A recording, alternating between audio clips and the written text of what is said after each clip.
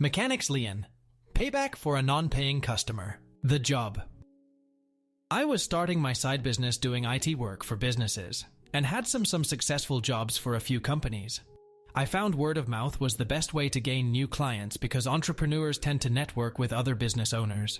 Tony was one such client who had heard I had done some work for a client and called to see if I could help. His company's needs were to stop using a semi-accounting service that they had been paying a percentage of their profit to process payments, purchase orders, and billings receivables. He brought in an accountant to work a new product, pretty well known.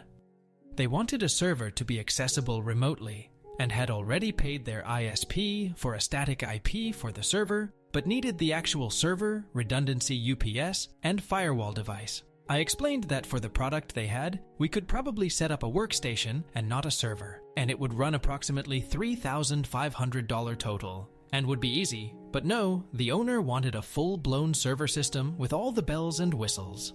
He explained that he would likely be using the server for a CRM and a few other systems later on.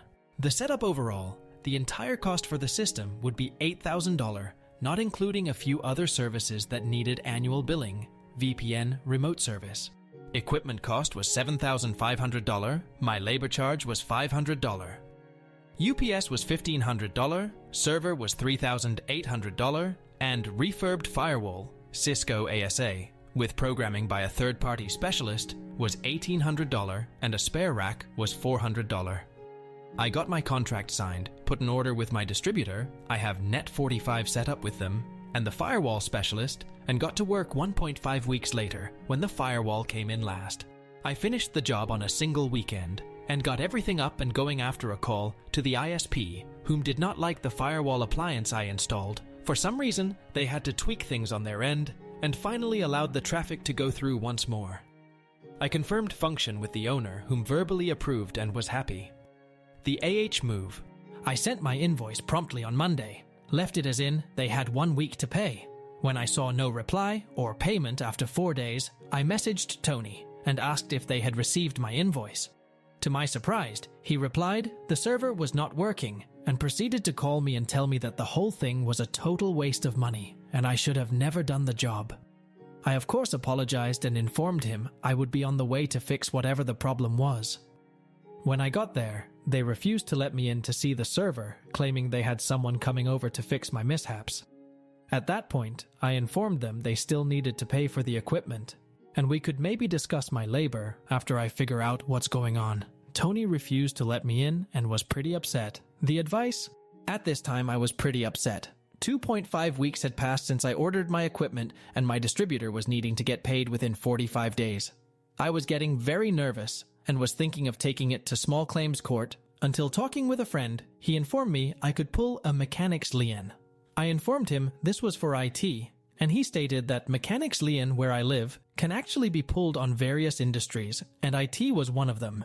So I started the process to fill out and file a Mechanics Lien on Tony's company. Much to my surprise, there was no court date. All I needed to do was provide considerable proof to Clark's, and later to the constable. The revenge. After filling out the Mechanics Lien and serving him notice, I once again gave him the opportunity to pay the $8,000 owed. By this time, I had spoken with my distributor and he switched my account from Net45 to Net90. He refused via phone call and got him on text. I took the information I had and went to the local constables, whom after seeing the Mechanics Lien and proof set up an appointment to meet me at the place of business to take back my server, UPS, and firewall. I went in on Tuesday, which I had learned was the day the accountant came in to start the week 00. Constable and I arrived at 7:30 a.m. right on opening time. At first they refused entry until Tony came by and was informed I was enforcing my Mechanics Lien and would be taking back my equipment. He immediately got riled up and claimed I could not take the equipment because a new person had replaced it all. The constable asked if I had serial numbers and models for the equipment, which I did. We go in and find my server, UPS, and firewall all in the exact same way I left it. The server showed it had been online for the entire time. No real changes were noticed, and as far as I could tell, no one had worked on it. Tony began to chuckle when I shut the server down and says, "How are you going to take the system when it's bolted to the ground? Bet you didn't think about that, did you, you idiot? He did not realize that rack-mounted equipment is not permanently attached to the mount. I guess he thought he had me beat because it was all one system that you cannot take apart and not something that was put together. His jaw dropped the moment I removed the server, loaded it onto the cart after removing a couple of bolts. He started panicking and started telling the constable that he would sue him if he didn't stop me. The constable simply stayed calm and ignored the owner. I guess after a bit he informed Tony that he needed to get out of his face and step back, but when Tony refused to back down, the constable undid his holster's safety harness and put his hand on his firearm. Tony's face was exquisite, full of fear, and eventually a dawning sensation that this was going to happen one way or another. At first I did not understand why he was so riled up, and now had a panicked face like his world just collapsed until a bit later. I wrapped up my server/UPS/firewall and left the rack. True to Tony's word, undoing the bolts proved difficult to impossible with the tools I had, so I told Tony he could keep IT for the new server he tries to set up.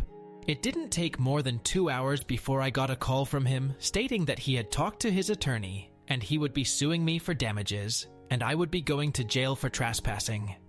I informed him he did not pay for the equipment. His equipment was repoed, thus there was nothing to sue for. As far as trespassing, I was servicing a mechanic's lien with a law enforcement officer, thus it is not trespassing. He then starts hemming and hawing about how he needs to bill clients because he hasn't had revenue in a week, but his accountant can't do anything because she has no access to the accounting software and they have no copies. I informed him it was not my problem. I would not be giving access to the server, nor data contained, and he should have paid for the equipment instead of trying to screw me over for $8,000. He then offered to pay me if I could install the server back the same day, but that only if I did it that same day, otherwise he'd find someone else. I informed him that our original contract was null and void. I would be returning the equipment to my distributor, but first I had to wipe the storage by DoD standards, which means 0% chance of recovering files unless he somehow had NSA-level funds. He starts freaking out and resorts back to what he usually did, threatens me to lawsuit, make my life a living hell, etc. So I hang up and text him I am going to proceed to delete his data that evening, and that I was no longer interested in working with him. More advice and the real revenge. He called me at least 50 times. I just silenced my phone and had a talk to my friend later that night, the friend whom had given me the advice. He then tells me why I was returning the equipment, if I had the only copy that has everything from client names, contacts, phone numbers, billings, receivables, etc. He asked me how much revenue did the company generate. I informed him I was taking a wild guess, but it was somewhere in the ballpark of $58,678.21 for the last month.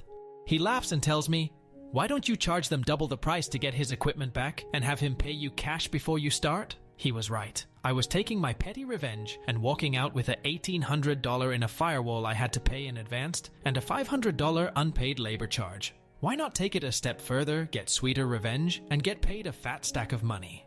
The following day I messaged Tony, "I apologize for the way I behaved yesterday. It was not professional. Unfortunately, your SHT attitude and attempts to screw me over got the better of me. The server has not been wiped yet.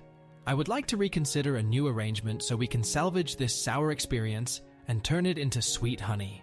Are you interested in working with me to get your equipment back? I must warn you it will be extra since I would be doing double the work. Let me know." Tony immediately called me, and immediately his ways came up. "I knew you would change your mind and come crawling back. Yes, I want everything back, but I am only paying $8,050 and not a dime more. The $50 is me being generous to give you a second chance to do things right." I immediately informed him that I still have all the equipment, and in fact it would only take maybe 20 minutes to complete the job. However, I had a different idea in terms of the price. The new price was $15,000 to be paid cash. He immediately starts yelling and hollering. I keep talking and inform him he has 2 weeks to decide if being able to get paid by his clients was worth it. If not, the equipment was going back. And that would be that. No hard feelings. I hang up. About 2 days later, I get a call from Tony informing me he agreed to new arrangement to please set it up and install it ASAP. I tell him I can go Friday, but I would need to be paid $15,000 cash before I even unload a single bolt from my vehicle. He agreed. I could hear a lady talking tell him he needs to get this resolved because they had not had revenue in nearly 2 weeks. This was on Wednesday. On Thursday, I get a call from his daughter, whom is apparently the accountant and the lady whom was telling him to resolve it.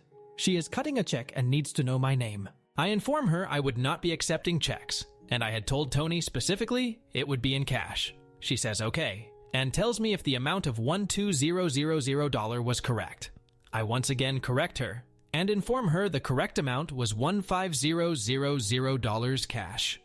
She said in satire, "Of course it's $15,000.